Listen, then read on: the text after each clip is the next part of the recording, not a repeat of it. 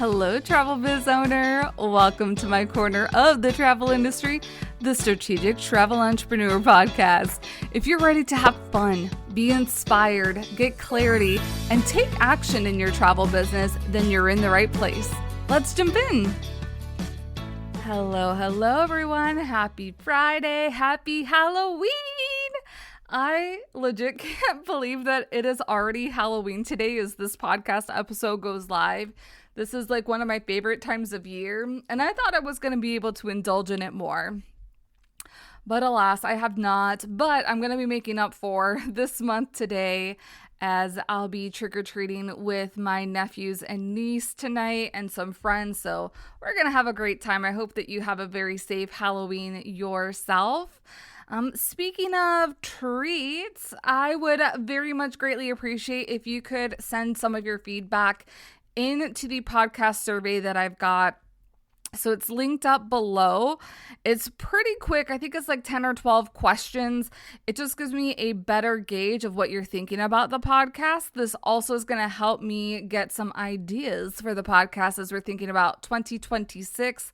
I would love to get at least 15 more of you to do that. So if you haven't already done that, if you could please take either today, this weekend, or a free moment that you have to fill that out for me, I would greatly appreciate it. And I think that you would appreciate it too, because I'll be talking about stuff on the podcast that you actually want to hear about, which hopefully most of these episodes are things that you really want to hear about.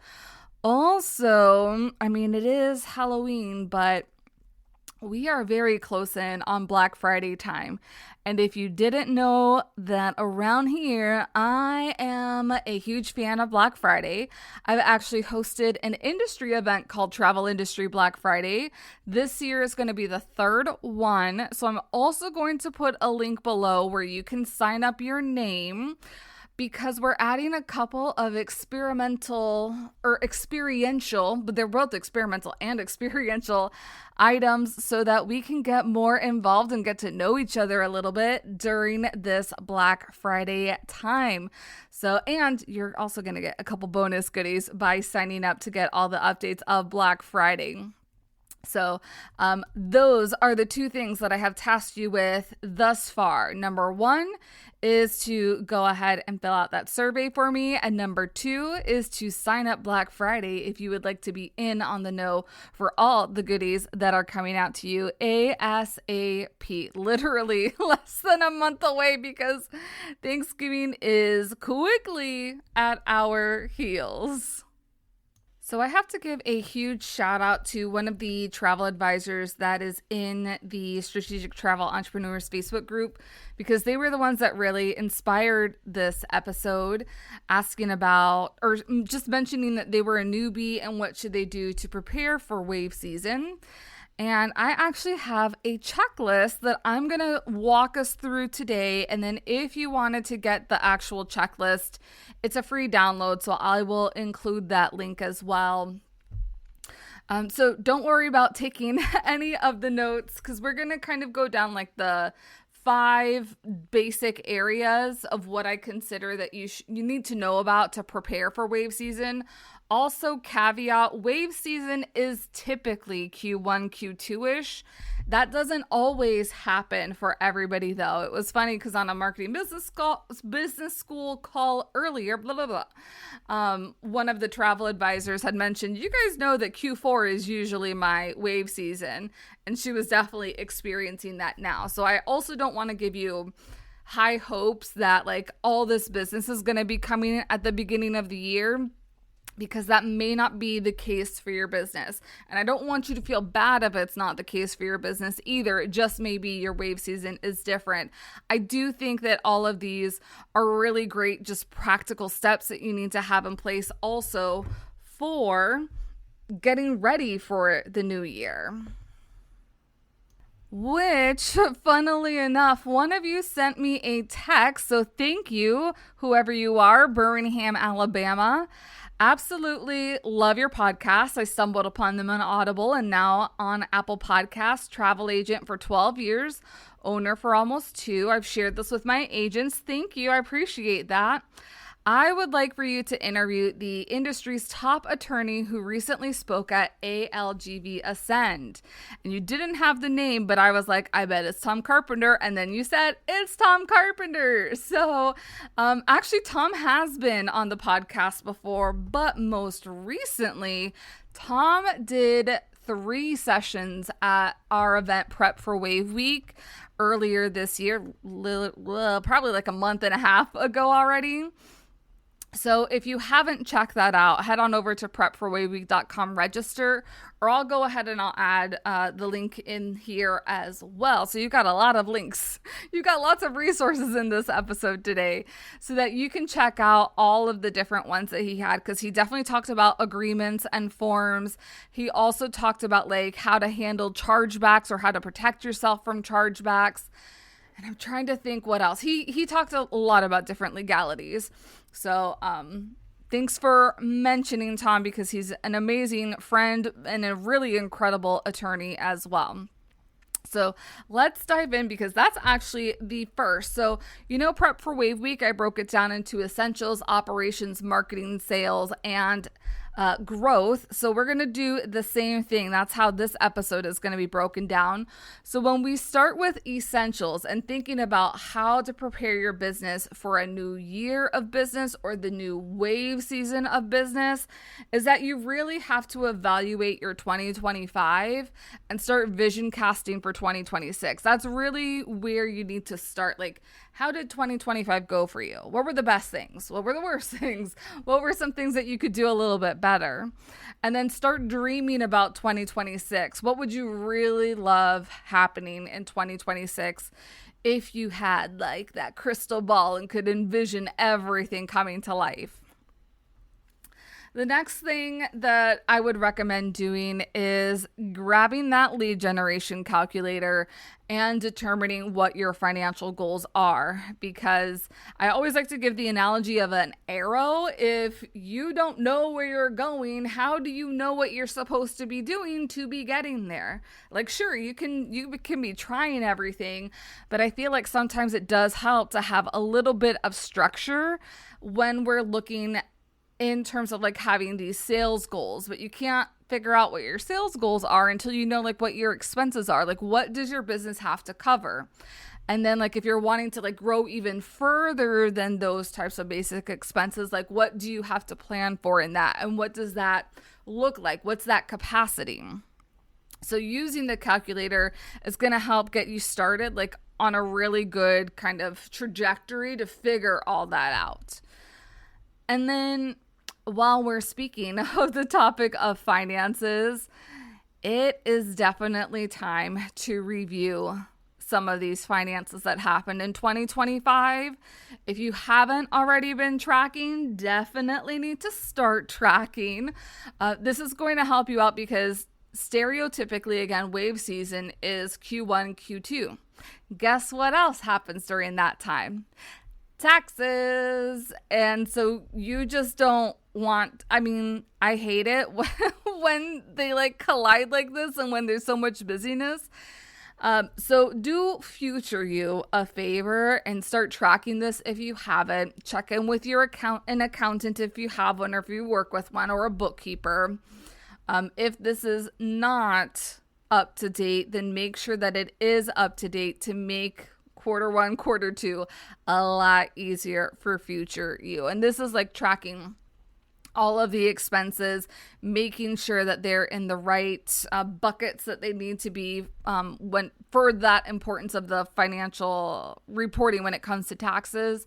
And then this can also help you do a review along with that lead generation calculator in terms of, are there expenses that you have that maybe you haven't used? Maybe they haven't proven fruitful to you yet. Like maybe you're using a piece of technology and you're like, I have 2 of these technologies, but I only need 1, or have 2 subscriptions. Oopsie, I only need 1. Or actually, I want to try a different one. So let me drop this one for the time being. There's lots of different factors to consider. So I just wanted to put that out there, as well as we got to look at our numbers. Legally, this is where your terms and conditions and any agreements that you have, this is going to be a really great time to start reviewing those. So taking a look at that with Tom Carpenter or whoever might be your attorney of choice. And then also reviewing your business insurance, including your E&O. And we had a really great session at Prep for Wave Week this year with Miguel Campos of Berkshire Hathaway. And so if you need a refresher on E&O or want to get some guidance on that, that's going to be a really great place to start. Or just going back to whoever was your insurance broker when it comes to E&O insurance. I say these two things too because has there been anything in your business structure that's a little bit different? Have you added ICs? Have you hired anybody on? Maybe you were doing one type of travel, now you're doing a different type of travel.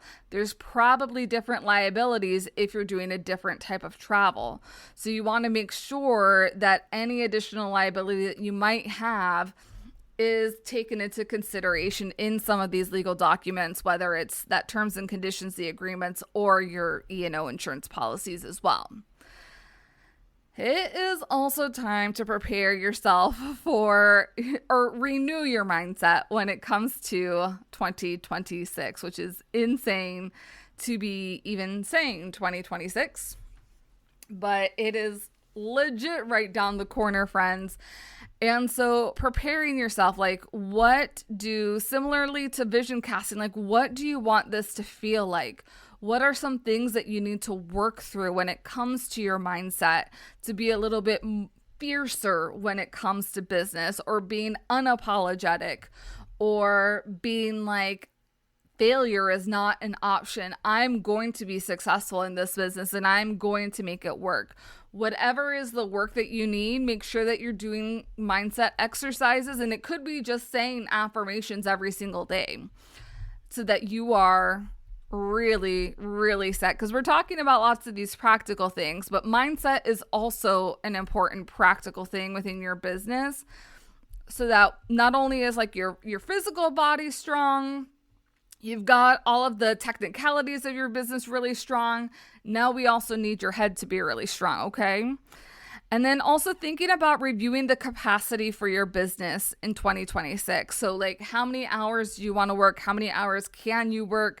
How much time does it take to put into doing the different types of trips that you do, so that you can also set a couple boundaries up when it comes to when you're going to work, how often you're going to work, and then also evaluate, do you have to do things differently? Do you have to sell different items within your business to be a little bit more effective when it comes to the capacity that you do have? So those are just a few of the essential items to kind of review as you're thinking about wave season. Moving on to operations. I would make sure that you're entering any updated information and or SOPs into a project management tool. If you're not using a project management tool, at the very least, I hope that you would be using either a spreadsheet, Google Sheets, Google Docs, something like that, so that you can start documenting your processes. If you were in the study hall, Mary Beth Lynn talked a lot about this, and there was a really great recording if you did upgrade to the study hall pass that you can listen, because she talked about a couple different tools, and I believe one is Tango, that if you don't want to physically document, I believe it's one where AI will follow you around and what you're doing on the computer, and they will be able to document what you're actually doing on the computer. I know Loom also has an AI where you can do that as well.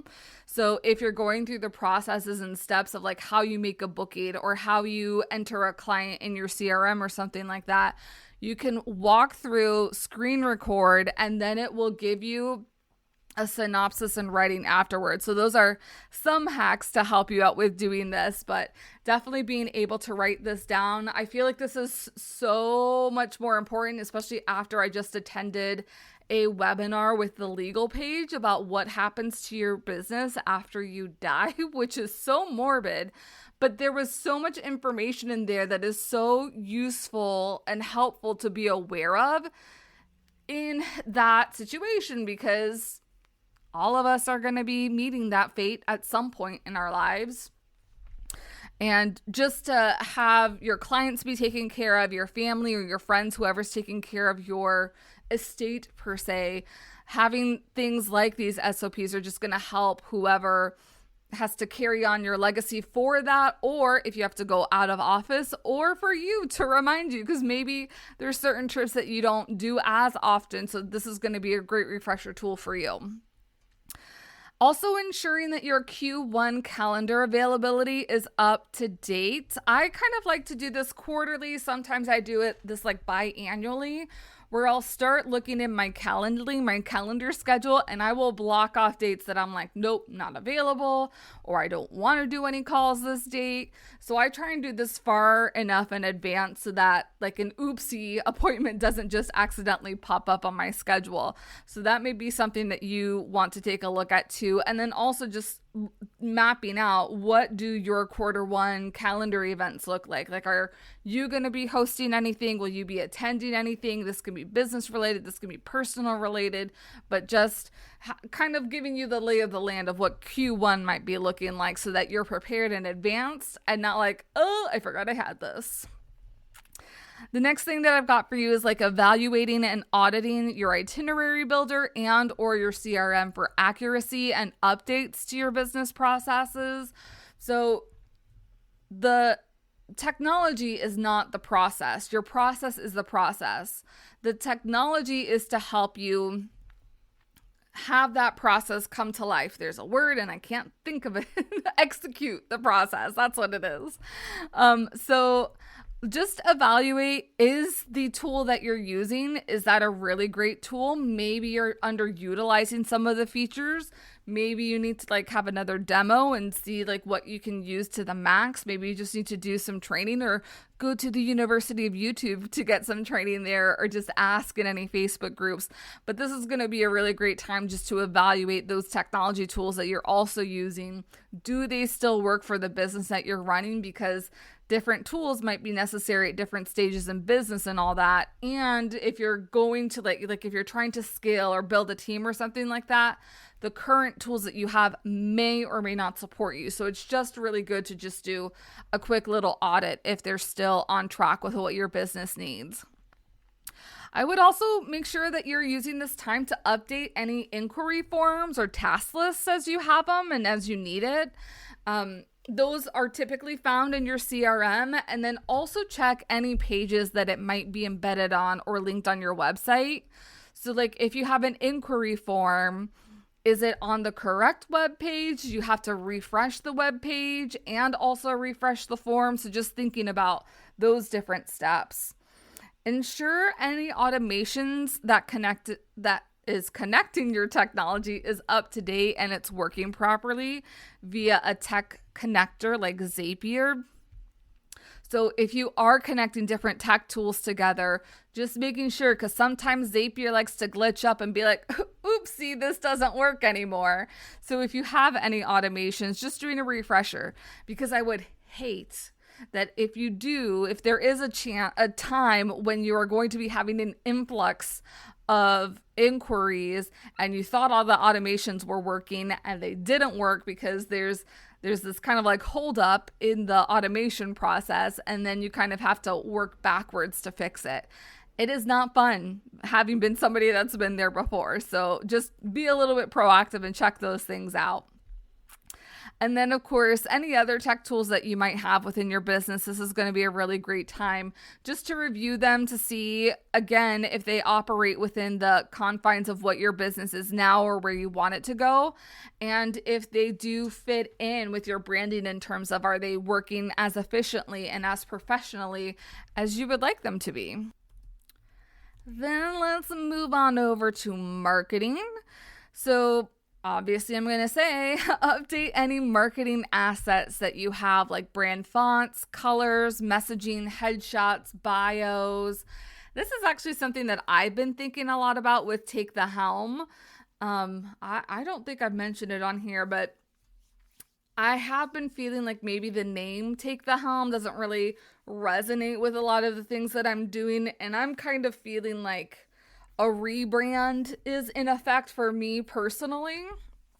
And I never have had professional branding for Take the Helm before. So I'm like, is it's been five-ish years, 4 or 5 years. It's probably way overdue.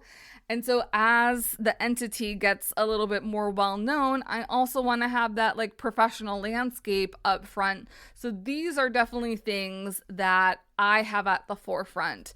Also headshots and bios. There was actually a local photographer who was doing a fundraiser. She had a sweet deal for headshots, but I missed out on that because obviously I found out about that after the fact. But anyways, what I'm trying to let you know is that right now might be a really great time to start booking some of these things or looking into some of these items if you did want to update anything to kind of put your best digital face forward per se, since most of you do not have storefronts. So putting your digital storefront up in front and center.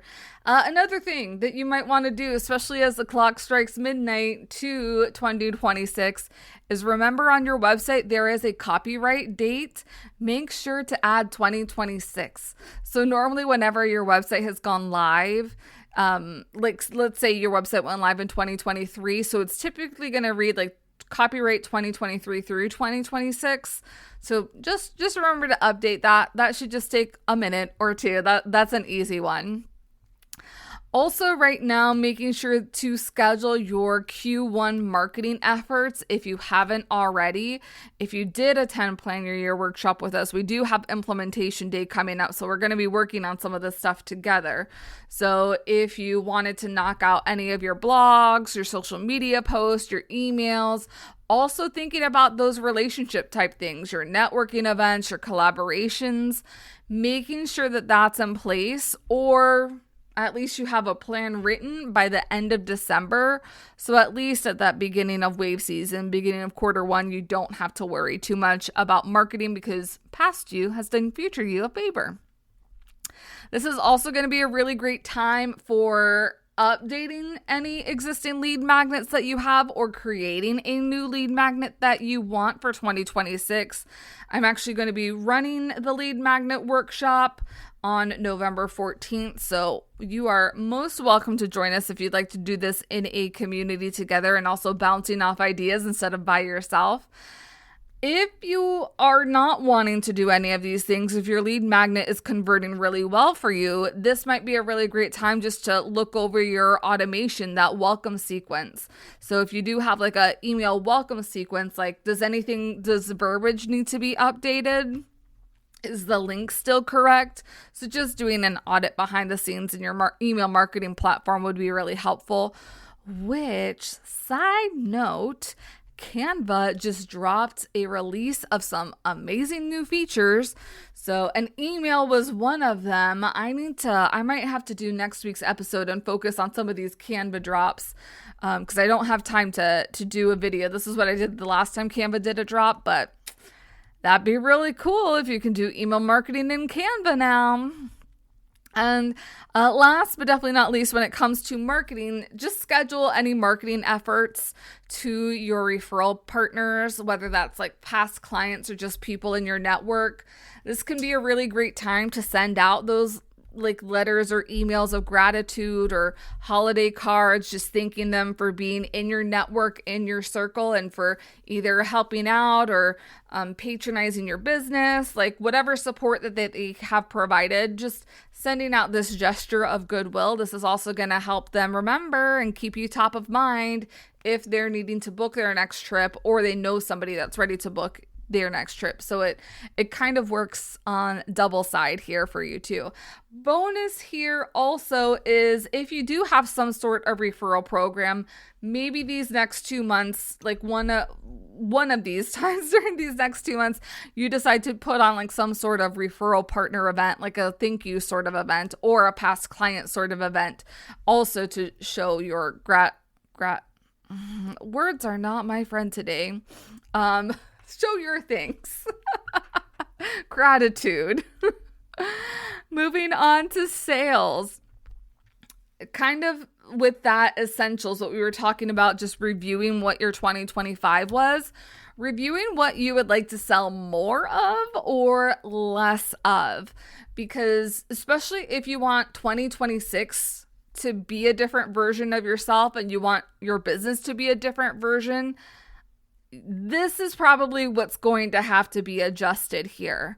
Because if I asked you what you wanted to sell more of, I know you just got a picture of that in your head. And if I asked you what you wanted to sell less of, same thing. You have a picture of exactly what that is in your head. Because guess what? You don't have to be stuck selling what it is that you are selling right now if it is not making you happy.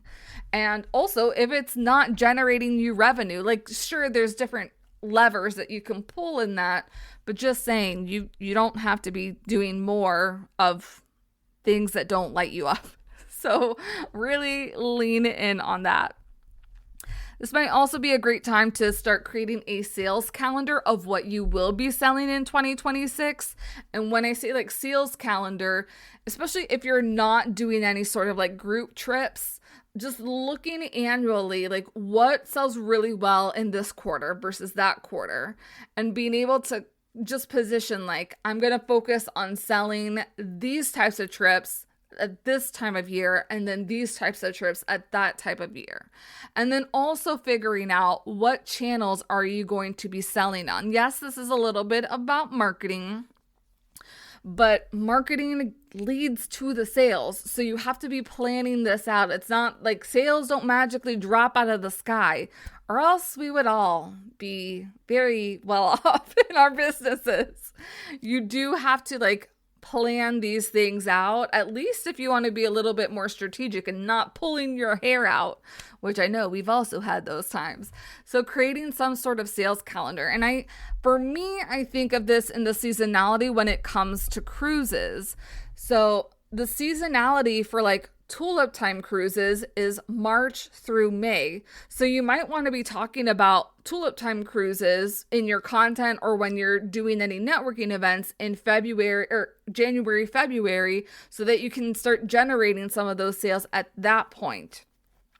Then we think of like summer season. So May through September, that's Alaska cruise sailing season. So once you're done, or maybe you do a little mix of tulip time and Alaska at the same time. So March and April might be the time where you start talking a lot about the Alaska selling season.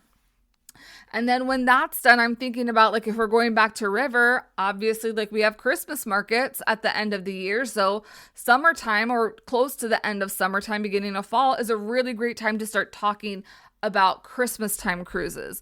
So that's kind of what I mean when I mention like the seasonality of things, especially if you're selling like one type of product, but there's different types of itineraries throughout the year. Review where you can increase your per client transactions, including upsells like excursions, travel insurance, or photo memories. And photo memories, I think of Pixaround, because they do offer you a solution where like not only can you book a photographer, but they can also purchase those like the tangible photos as well. And not only just photos, like there's different photo gifts that they can purchase as well. Or you can purchase them for your clients like as an upsell. Not necessarily as an upsell, but like as a gift, but you might use some of these packages as an upsell. So where are those things within your business? Because this also makes me start thinking about on-spot travel solutions that we talked about at this year's Travel Tech Audio Summit, where it's your clients, like if you wanted to upsell them into one of those packages, they would have boots on the ground concierge services. So especially if it's like midnight over there and you are at like your kids' ballet recital or something, they're not bugging you during live stuff. They can go ahead and call their spotter overseas. So where are you finding kind of opportunities that you can do a little bit better with upselling these little items, and not little per se, but these items that aren't necessarily the trip, but things that can really enhance the trip experience, like the excursions, like the travel insurance. Because yes, your clients are coming to you for one thing. Similarly, you are going to a restaurant probably to eat the burger that you've been dying to eat for a week now.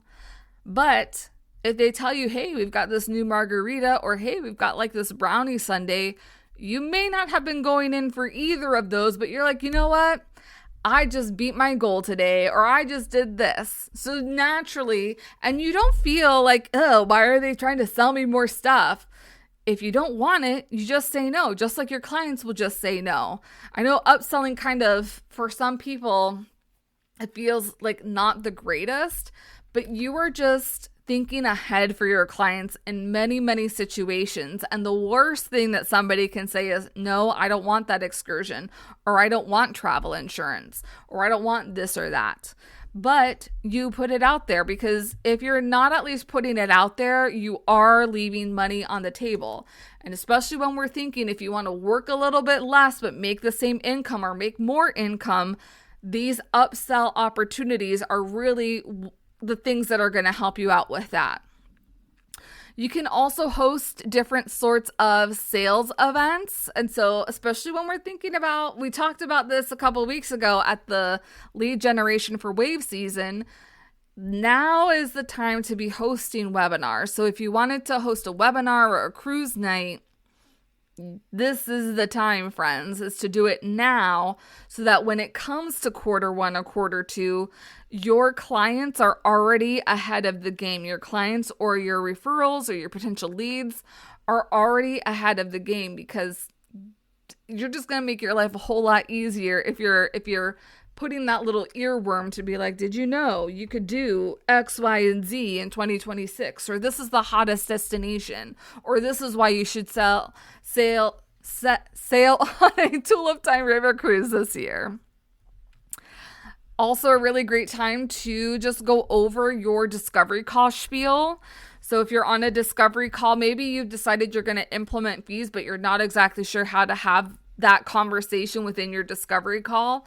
Practicing that. Maybe take your spouse, maybe take a friend or a family member and tell them to pretend to be one of your clients and go over that process and just get a little bit more comfortable with that. See what their thoughts might be on how you can improve that discovery call spiel. So, and this can be not just the discovery call, this can be your process pre-trip, during your trip, or post as well. So really reviewing what the entire client experience is like to up your game as well, because customer experience, those human relationships, human experiences are really what's going to set you out between other advisors as well as technology that might be able to do some of this stuff. Also, reach out to some of your preferred supplier contacts to review some of the sales goals that you've made. That is what a business development manager is for, to help you develop your business. Now, they also have sales goals with the suppliers, but how do they achieve their goals is through you, the travel advisor. So they are really going to be a big asset. And I remember like the year that I had gone to one of my BDMs, we came up with an amazing idea. And so like really leverage them just for either unique marketing ideas that are really local to your area, or also asking them like, I see you have a really great promotion for the beginning of the year. How can I leverage this? How do your top selling advisors leverage this? This is who my audience is. These are the types of trips that I want to sell. So how can I blend that with your product? Really, they can get really creative for you. And see where they might be able to assist, because it might not just be ideas. They can also get you on calls like with groups departments or incentive departments and like higher up people within the supplier chain. And then also they have marketing spend that they can use for you and your travel business as well. Then when we move on to growth, again, we're doing a lot of reviewing. You can tell this is a lot of reflection time. Where would you like to grow in your business in 2026? And kind of identifying what those places are and writing down like, what's the plan to get to those places? Reviewing if you have any wealth goals and seeing where your business can help fill any gaps. Maybe 2026 is the year that you start investing again, or you start putting money in your 401k or an IRA. Words are not my friend today, So thinking about like those long-term goals, maybe it is that you have been wanting to plan like for end of life type of items. Is this the year personally that you might like write your will, get a trust created? Maybe you do this for your business if you've already done it personally, but thinking about these long-term goals, because this can also be, do you have young children and do you want to be able to finance their education when they go to college or university? What are the different things that you have to be doing now in order for that to happen when the time comes?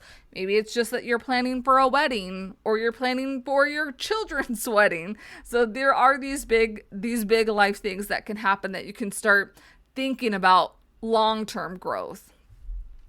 Make a plan to expand your reach in 2026, whether that's through education or organizations. If you're networking, media, the media is like television interviews, radio interviews, or if you're thinking about hiring or adding on any support. Growth is really this, that you are able to utilize the resources that you have to generate more revenue. This could also be the opposite in terms of like generate more free time while you are generating more revenue. So like, what educational opportunities do you know about that you have to be at? And I'm like, especially when I think about fam trips, please only sign up for the fam trips of things that you actually want to sell, not because something is on your bucket list. That's a little bit of an ethical situation that we've got there, but I think it's worthy to note too, like, it doesn't make any sense if you never want to sell African safaris to go on an African safari fam. Because if you're wanting to sell more and work a little bit less, that is the goal, but you only sell expedition cruises, silly goose, what you doing? So really thinking about the education, much like if you don't sell any cruises, you're probably not going to Cruise World, you're not going to Cruise 360. So really picking and choosing. If you wanted to do more luxury type of events, maybe you're going to Virtuoso Travel Week. Maybe you're meeting up with a lot more like hotel representation companies. Maybe there's an organization that you haven't been a part of, and this can be within the travel industry, but also outside of the travel industry, that maybe you just want to work with financial professionals. So you have to join one of those types of organizations to be amongst financial professionals. So hopefully this gives you kind of an idea of like also thinking outside of the box a little bit. Maybe you have never done anything networking and maybe you're like, okay, I'm going to do some networking, but I'm very limited on time. So I can only do one networking event a month. That one networking event better give you so much bang for your buck. So making sure that you are selecting the right things, like being super intentional that the right types of people are at these types of events. And then lastly, when I think about growth, I think about reviewing your client experience. And again, we kind of talked about this in sales, but are there any enhancements that are needed for 2026 to really take you above and beyond what maybe you have done before, but also thinking about competitors and other people who are in the industry? All right, that really is it. And I'm just covering and giving you some additional ideas, but if you wanted this on paper again, the Wave Season Checklist, you just have to download it for free, will be available for you. Thanks so much, everybody, for tuning in. I hope this kind of gave you a really good viewpoint of the things to be thinking about as we're heading into Wave Season and a new year of business. Again, let me know your thoughts. Send me your feedback in the survey, and I will see you all here next week. Have a great, safe, and spooky Halloween weekend, everybody. Thanks for joining me on the podcast today. Remember to check out the show notes for all relevant links and resources from today's show. See you next time.